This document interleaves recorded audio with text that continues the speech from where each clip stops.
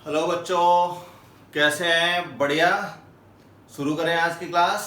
चलो, आज हम लोग 11th की केमिस्ट्री कर रहे हैं। पिछली क्लास में हमने मोलैरिटी पढ़ा था। आज आगे बढ़ते हैं।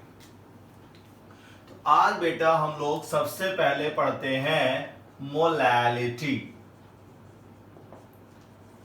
पिछली क्लास में था मोलैरिटी, आज है मोलैलिटी। देखो क्या है दोनों में फर्क। तो ये हमने एक सॉल्वेंट ले लिया, कितना 1 kg, और अब हमने इसमें ऐड किया सल्यूट। किस फॉर्म में? मोल्स के फॉर्म में। ठीक है। तो अब मोलैरिटी में यहां पर सॉल्यूशन का वॉल्यूम लिया जाता था, मोलैलिटी में सॉल्वेंट का मास लिया जाएगा। ठीक, तो लर्न करें। चलो, number of moles of solute, क्या?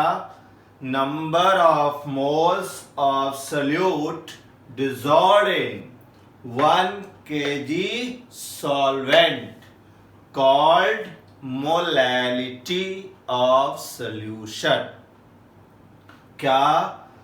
number of moles of solute dissolved in 1 kg solvent is called molality of solution. तो देखते हैं, तो मोलैलिटी क्या होगी? Number of moles of salute upon mass of solvent, वो भी किस में? केजी में। ठीक है। वहां पर क्या था? यहां पे वॉल्यूम ऑफ सॉल्यूशन किस में? लीटर में। ये हो गया N और ये हो गया कैपिटल W केजी में। ठीक है। कैपिटल W, कैपिटल M ये सब सॉल्वेंट के लिए यूज करेंगे। स्मॉल w, स्मॉल m ये सब हम लोग सल्यूट के लिए यूज करेंगे। ठीक है। अब मोलैलिटी को डिनोट किया जाता है स्मॉल m से, मोलैरिटी को कैपिटल M से, मोलैलिटी को स्मॉल m से। ये स्मॉल m हो गया। अब n की जगह हमें मास ऑफ सल्यूट गिवन है, तो अब हम क्या लिखेंगे? W और यहां molar mass of salute into 1000 upon W, और ये मास किसमें लेना है? ग्राम में। ठीक है। तो बिल्कुल वही फार्मूला है जो मोलैरिटी का होता है। क्या डिफरेंस है? वहां पे वॉल्यूम होता था सॉल्यूशन का, किसमें? ml में। यहां पे मास ऑफ सॉल्वेंट है, किसमें? ग्राम में। ठीक है, क्लियर? तो फॉर्मूला दोनों का सेम है, बस एक डिफरेंस है कि वहां V होता था और यहां पर कैपिटल W है। ठीक है। अच्छा, एक बात पहले कर लेते हैं, क्या मोलैलिटी टेम्परेचर पे डिपेंड करेगी या डिपेंड नहीं करेगी? तो जो पिछली क्लास थी हमने उसमें बताया था, जिसमें वॉल्यूम होता है वो टेम्परेचर पे डिपेंड करती है। तो यहां कहीं वॉल्यूम है नहीं है। तो जब वॉल्यूम नहीं है तो ये टेम्परेचर पे डिपेंड नहीं करेगी। तो मोलैलिटी टेम्परेचर पर डिपेंड नहीं करती है। ठीक है। ये क्वेश्चन कंपटीशन में कई बार आ चुका है, चाहे नीट हो चाहे जेई हो। ठीक है। तो अब याद रखना कि मोलैलिटी टेम्परेचर पे डिपेंड नहीं करती है, मोलैरिटी करती है। ठीक है। तो फॉर्मूला लिख लें, फिर लिखते हैं न्यूमेरिकल।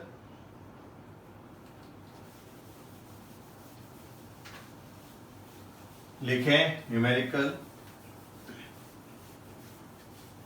लिखो बेटा।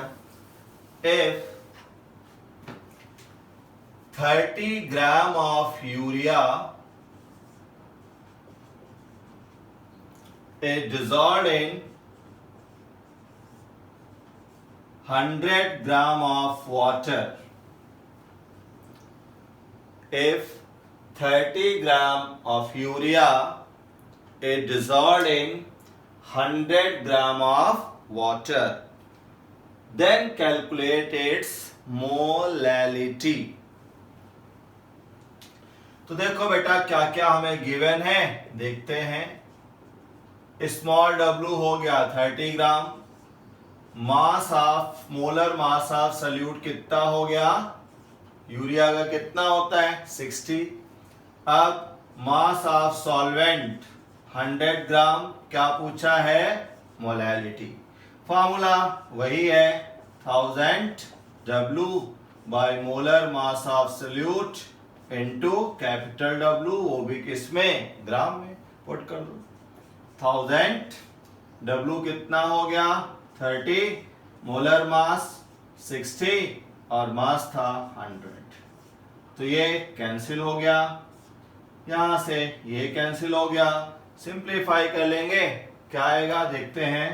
2 3 6, 2 5 10, 3 से 3 कैंसिल हो गया 5, और यहां पे हम लोग स्मॉल m लिख देंगे। स्मॉल m का मतलब क्या हुआ 5 मोलल, क्या वहां बोलते थे मोलर, यहां बोलेंगे मोलल, ठीक है। ये हो गया 5 मोलल, ठीक। तो कहीं पर 10 कैपिटल M लिखा हुआ है, तो ये 10 मोलर है, मतलब मोलैरिटी बता रहा है। तो कहीं स्मॉल m लिखा हुआ है तो ये 10 मोलल है, मतलब मोलैलिटी बता रहा है, ठीक है। Clear, no problem. लिखे अगला क्वेश्चन, लिखो how many grams of acetic acid are required to prepare 2 molar solution of acetic acid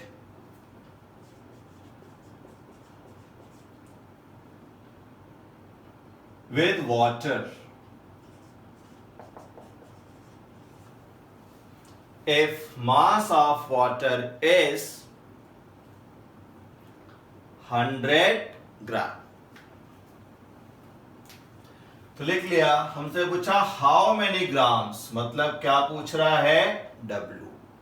acetic acid दे दिया तो मोलर मास ऑफ सल्यूट हमारा निकल आया, कितना 60 होता है, निकाल चुके थे। अब कैपिटल W कितना 100 ग्राम हो गया, क्या निकालना है स्मॉल m।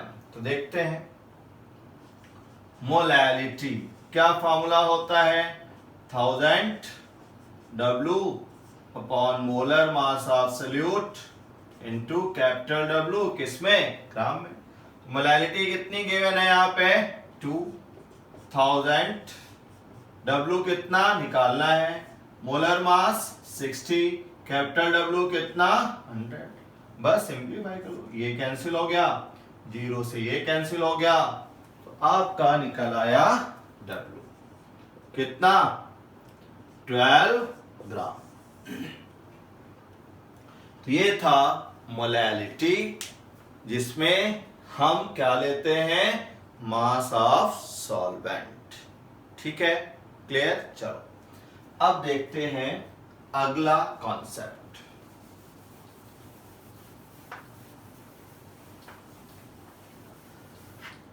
अगला कॉन्सेप्ट है बेटा मास परसेंट का।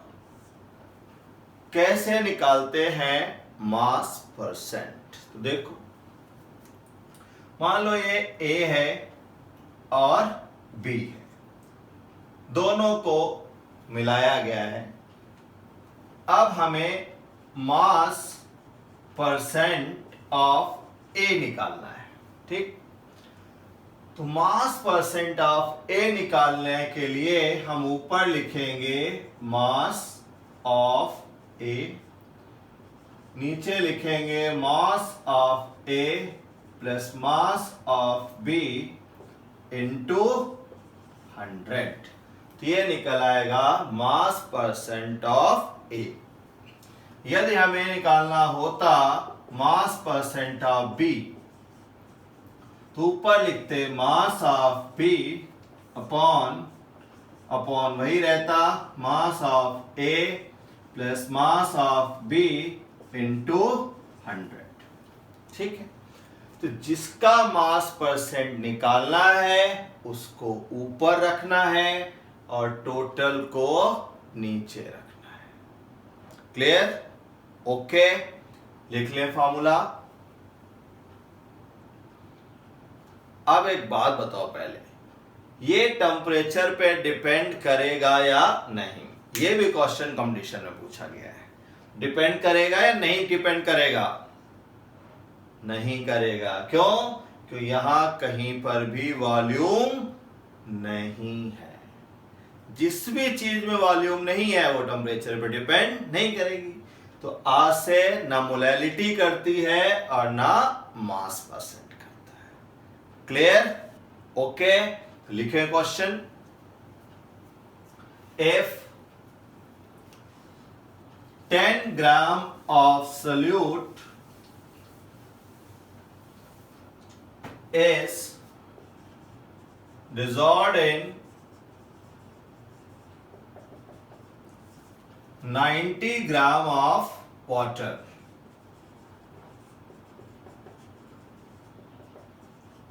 then calculate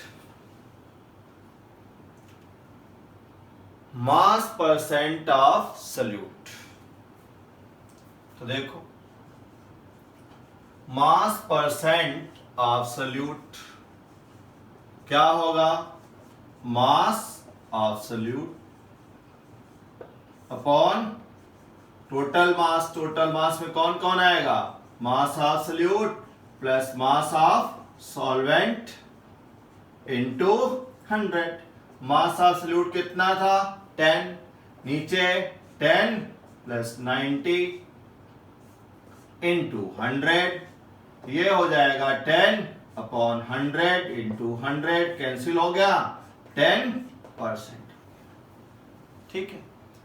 इसी क्वेश्चन में यदि पूछता मास of solvent, mass percent of solvent,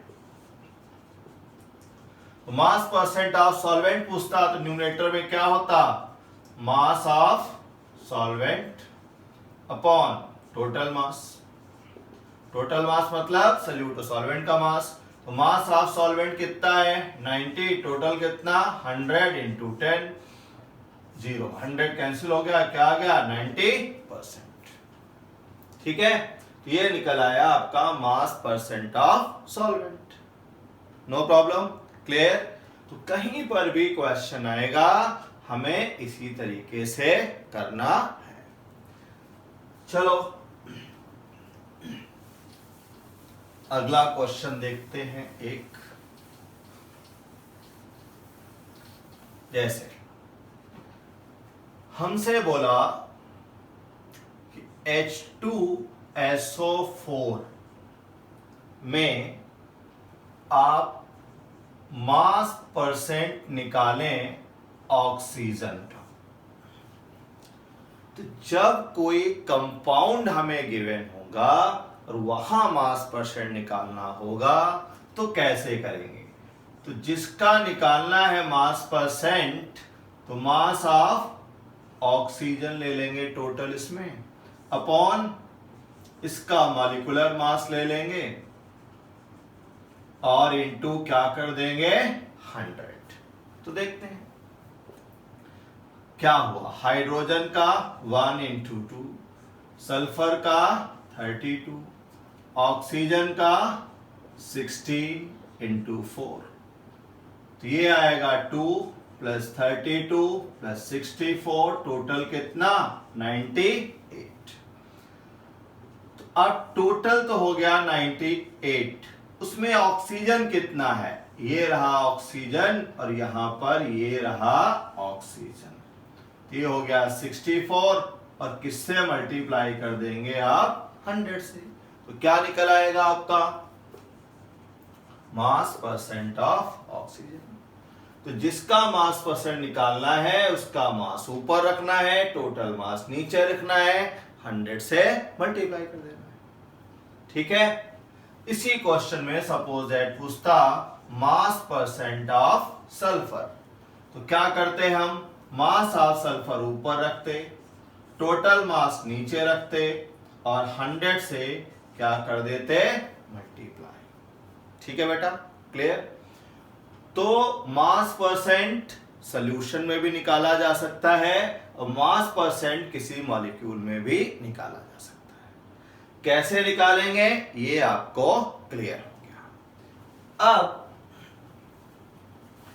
क्या ये हमारे सिलेबस का पार्ट है, नहीं है, तो देखते हैं। आपके पास एनसीईआरटी है तो गुड, नहीं है तो पीडीएफ डाउनलोड कर लें। देखो बेटा, बैक एक्सरसाइज में चलें तो क्वेश्चन नंबर 1.2 का calculate the mass percent of different element in sodium sulphate. Question number 2 back exercise. अब मास परसेंट पूछा है तो देखते हैं 23 इंटू 2, सल्फर का 32 इंटू 1, ऑक्सीजन का 16 इंटू 4, तो ये आ गया 46, ये आ गया 32 और ये आ गया 64। अब टोटल करो, देखो भाई टोटल कितना आएगा तुम्हारा, आराम से इसका टोटल निकालो। 6 4 10, 10 2 12, 6 1 7, 7 4 11, 11 3 40। ठीक है, तो ये आ गया आपका 142। निकल आया, क्लियर, नोट कर लो।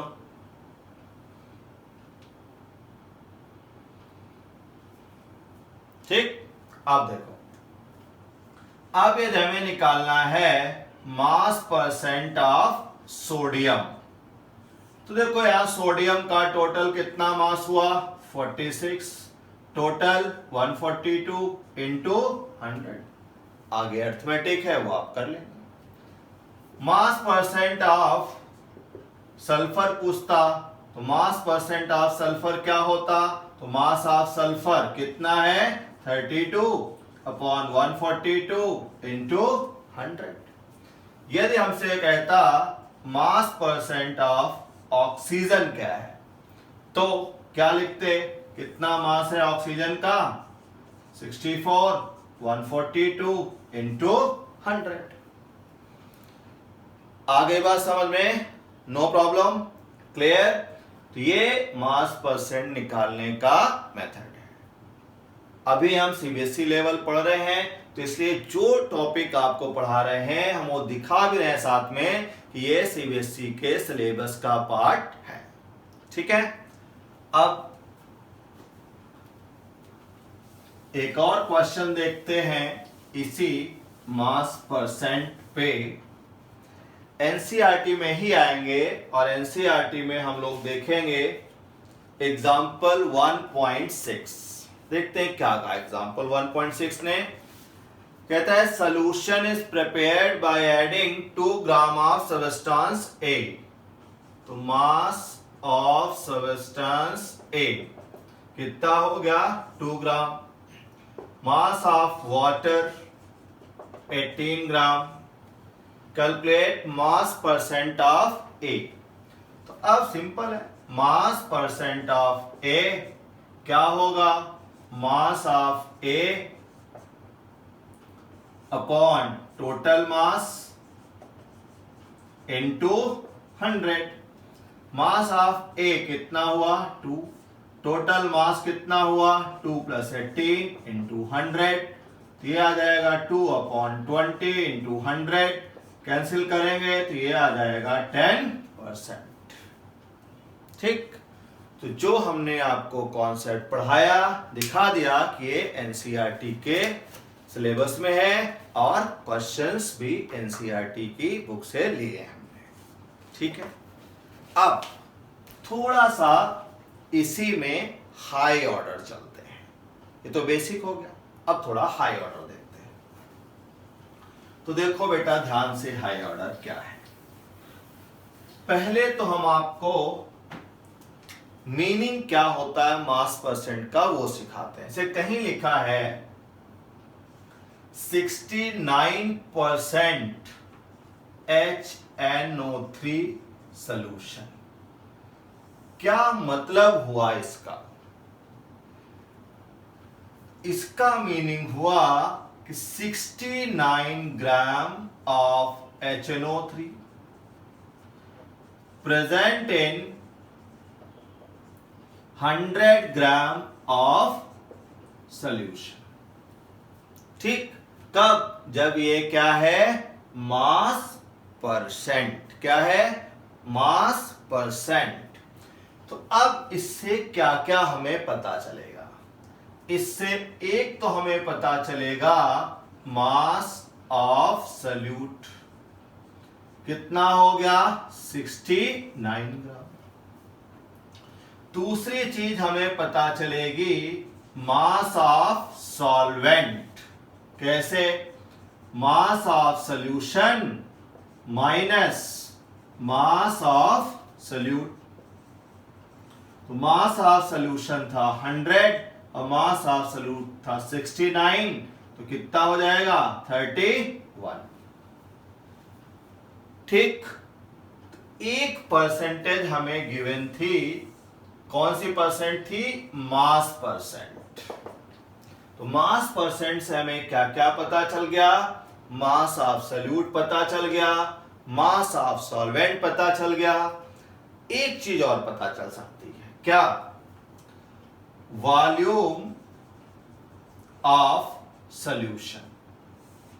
लेकिन ये तब पता चल सकती है जब हमें डेंसिटी गिवन हो। क्या गिवन हो? डेंसिटी। यदि कहीं पर डेंसिटी दी है तो डेंसिटी क्या होता है? Mass upon volume. तो अब वॉल्यूम क्या होगा? Mass upon density. मास हमें सॉल्यूशन का पता है, कितना? 100 ग्राम। डेंसिटी जो भी दी होगी तो वॉल्यूम ऑफ सॉल्यूशन निकल आएगा। क्लियर? ओके। मतलब एक मास परसेंट दिए होने से हम मास ऑफ सॉल्यूट निकाल सकते हैं, मास ऑफ सॉल्वेंट निकाल सकते हैं और वॉल्यूम ऑफ सॉल्यूशन निकाल सकते हैं। ठीक, ओके। क्यों निकालेंगे? इसलिए निकालेंगे कि अब हमसे पूछेगा कि मोलैरिटी बताओ। तो मोलैरिटी में जो चीजें चाहिए होती हैं वो यहां निकल आई हैं, उनको यूज करेंगे। कैसे? देखो, मोलैरिटी में क्या क्या चाहिए होता है? 1000 W M V। W क्या होता है? मास ऑफ सॉल्यूट, ये रहा। M क्या होता है? Molar mass of solute. तो नाम पता है तो आपको मोलर मास पता लग गया। वॉल्यूम ऑफ सॉल्यूशन ये रहा। क्या निकल आएगी? मोलैरिटी। तो एक मास परसेंट और डेंसिटी के गिवन होने से हम मोलैरिटी निकाल सकते हैं। कैसे निकालेंगे? क्लियर हो गया? यदि हमसे कहता मोलैरिटी तो 1000 W molar mass of solute into capital W। देखो स्मॉल w गिवन है 69 gram. Molar mass of solute, solute का नाम पता है तो मोलर मास निकलेगा। कैपिटल W क्या होता है? मास ऑफ सॉल्वेंट। ये निकाल रखा हमने मास ऑफ सॉल्वेंट। क्या निकल आएगा? मोलैरिटी। तो मतलब ये हुआ कि यदि हमें कहीं पर मास परसेंट गिवन है और डेंसिटी ऑफ सॉल्यूशन गिवन है तो हम मोलैरिटी ऑफ सॉल्यूशन भी निकाल सकते हैं और मोलैलिटी भी निकाल सकते हैं। क्या स्टेप्स होंगे?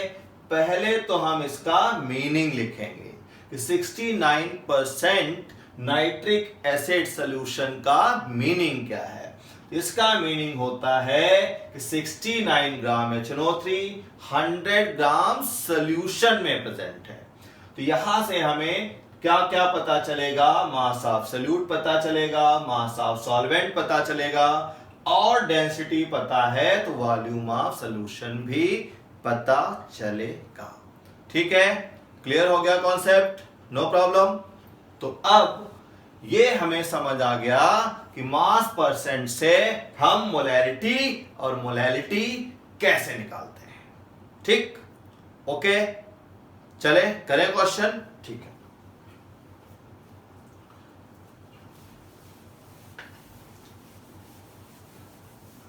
देखते हैं क्वेश्चन। आते हैं एनसीईआरटी में। क्यों बार बार एनसीईआरटी हम आपको कह रहे हैं एनसीईआरटी में आते हैं, एनसीईआरटी में आते हैं? इसलिए कह रहे हैं जिसमें ये आपको ना लगे कि सर जो पढ़ा रहे हैं वो समझ में तो आ रहा है लेकिन क्या सीबीएसई के सिलेबस के स्टैंडर्ड का है भी। तो इसीलिए जो भी हम करा रहे हैं आपको बार बार दिखा रहे हैं कि बेटा एनसीईआरटी के ही क्वेश्चंस हैं और वही हम आपको दिखा रहे हैं। चलो बेटा, अब आते हैं यहां पर एक्सरसाइज में और हम देखते हैं बैक एक्सरसाइज का क्वेश्चन नंबर 1.6। ठीक है, चलें देखें। चलो देखो क्या कहा क्वेश्चन ने, पढ़ते हैं पूरा। Calculate the concentration of nitric acid in mole per litre. तो पहला सवाल तो यही है कि मोल पर लीटर का मतलब क्या पूछ रहा है। तो देखो चीटिंग कर दी हमारे साथ, सीधा सीधा बोल देता मोलैरिटी बताओ, नहीं पूछा मोल पर लीटर बताओ। समझ गए हम, मोल पर लीटर मतलब ये हमसे मोलैरिटी पूछ रहा है। ठीक, अब हम मोलैरिटी निकालेंगे। अब मोलैरिटी का फॉर्मूला तो हमें पता है, क्या होता है 1000 W M V।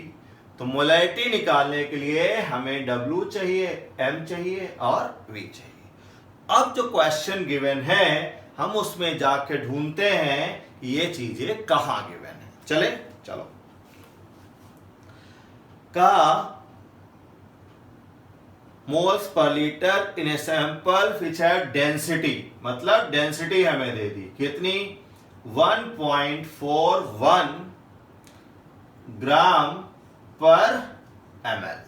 ठीक है, अच्छा, and mass percent of nitric acid 69% HNO3 दे दिया मास परसेंट। ठीक, अब हमसे कहा कि आप इसकी मोलैरिटी निकालिए। तो अभी हमने 69% मास परसेंट का मीनिंग सीखा था। क्या मीनिंग है इसका?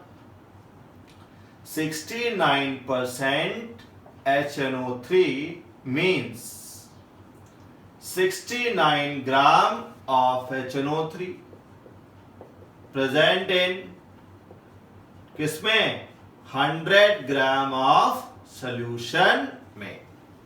तो अब हमें यहां से पता चल गया मास ऑफ HNO3 जो सॉल्यूट है, मतलब क्या पता चल गया हमें मास ऑफ सॉल्यूट कितना 69। अब नाम पता है तो मोलर मास निकाल लेते हैं, देखते हैं मोलर मास कितना होगा। H का 1, नाइट्रोजन का 14, 16 इंटू 3 तो 1 + 14 और ये हो गया 48। चलो भाई ऐड कर लो, देखो कितना आएगा। 63। ठीक है, चेक कर लिया, यही आना है। तो अब ये मोलर मास आ गया हमारा कितना 63। अब ठीक है, W निकला है, M निकला है, अब V निकालना है किसका, सॉल्यूशन का। तो डेंसिटी क्या होता है, मास अपॉन वॉल्यूम। वॉल्यूम क्या होगा, मास अपॉन डेंसिटी। अब देखो, जिसका आप मास लेंगे और जिसकी डेंसिटी लेंगे उसी का वॉल्यूम निकलेगा। तो हमने यहां लिया मास ऑफ सॉल्यूशन, तो मास ऑफ सॉल्यूशन कितना था 100। डेंसिटी ऑफ सॉल्यूशन, तो डेंसिटी ऑफ सॉल्यूशन कितनी थी 1.41। क्या निकल आया, वॉल्यूम। समझ रहे हैं, कोई दिक्कत तो नहीं। क्या किया हमने, हमेशा याद रखना बेटा, कोई भी न्यूमेरिकल कहीं भी सॉल्व करने का है, उसका प्रोसेस क्या है, जो भी चीज आपको कैलकुलेट करनी है उसका आप फॉर्मूला लिख लें। लिख लिया। अब देखो हमें ये तो निकालना ही है, क्या क्या चाहिए, स्मॉल w चाहिए, स्मॉल m चाहिए, v चाहिए। अब क्वेश्चन में ढूंढो कि ये कहां गिवन है। कभी कभी डायरेक्ट गिवन होंगे तो 1 मार्क क्वेश्चन होगा, और जब इनडायरेक्ट गिवन होंगे तो 3 मार्क क्वेश्चन होगा। इनडायरेक्ट में हमें ढूंढना पड़ेगा। तो जैसे यहां देखा स्मॉल w m और v, तो जैसे देखा 69% HNO3, लिख लिया इसका मीनिंग क्या है। मीनिंग लिखने के बाद हमें मास ऑफ HNO3 पता चल गया।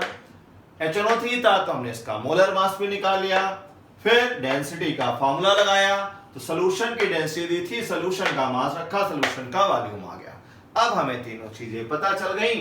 अब हम देखते हैं तो क्या होगा, मोलैरिटी 1000, W कितना हो गया 69, मोलर मास कितना हो गया 63, और वॉल्यूम आ गया 100 अपॉन 1.41।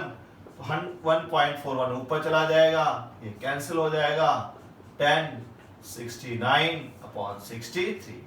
अब बची अर्थमेटिक, वो आप कर लेंगे। ठीक है, समझ गए। तो परसेंटेज का यूज करते हुए हम कैसे निकालते हैं मोलैरिटी। ठीक है, क्लियर। इसी क्वेश्चन को हम और आगे बढ़ाते हैं। लिखें, also find molality of solution। अब हमें मोलैरिटी भी निकालनी है। तो देखो मोलैरिटी निकालनी है तो मोलैरिटी का क्या फार्मूला होता है, पहले वो लिख लो। जो क्वांटिटी निकालनी हो उसका फार्मूला लिखो, फिर देखो उसमें हमें क्या क्या चाहिए और वो कहां कहां गिवन है। तो मोलैरिटी का फार्मूला क्या हो गया 1000 W upon molar mass of solute into capital W। अब देखो हमें स्मॉल w चाहिए, पता चल गया 69, मोलर मास ऑफ सॉल्यूट चाहिए, पता चल गया कितना 63। अब हमें कैपिटल W यानी मास ऑफ सॉल्वेंट पता करना है। तो कैसे निकलेगा मास ऑफ सॉल्वेंट, तो मास ऑफ सॉल्वेंट हमारा निकलेगा मास of solution minus mass of solute से। तो ये था 100 माइनस 69, कितना जाएगा 31। अब पुट कर दो 1000, स्मॉल w हमारा कितना हो गया 69, 63 और 31। ये हमारी क्या निकल आएगी मोलैरिटी। तो ऐसे ही हमें कोई भी क्वेश्चन गिवन होगा परसेंटेज के फॉर्म में, तो हम वहां से मोलैरिटी, मोलैलिटी और भी कई सारी चीजें पूछेगा जो हम लोग अभी नेक्स्ट क्लास में सीखेंगे, सारे निकाल सकते हैं। ठीक है, लेकिन बेटा एक याद रखना बात, साइंस का एक रूल है, क्या, डे टू डे प्रिपरेशन। मतलब यदि आपने आज एक कॉन्सेप्ट सीखा है तो साइंस के बच्चे के अंदर ये डिटर्मिनेशन होना जरूरी है कि आज जब हम सोएंगे तो उससे पहले हमें जो टॉपिक हमने पढ़े हैं उस पे हम पूरा कमांड कर लेंगे। ठीक है, फिर आपको साइंस में कोई डिफिकल्टी नहीं होगी। यदि आप कल पे छोड़ोगे तो फिर डिफिकल्टी होगी। ठीक है, इसलिए जो भी पढ़ाया गया है आपको इस कॉन्सेप्ट पे आज ही कमांड करें, इन क्वेश्चंस को आप रिवाइज करें, और और जहां भी कॉन्सेप्ट में प्रॉब्लम आए आप हमें बताएं, हम आपकी प्रॉब्लम को सॉल्व करेंगे। ठीक है, ओके। तो आज की क्लास यहीं खत्म करते हैं, मिलेंगे अगली क्लास में अगले कॉन्सेप्ट के साथ। तब तक के लिए ऑल द बेस्ट।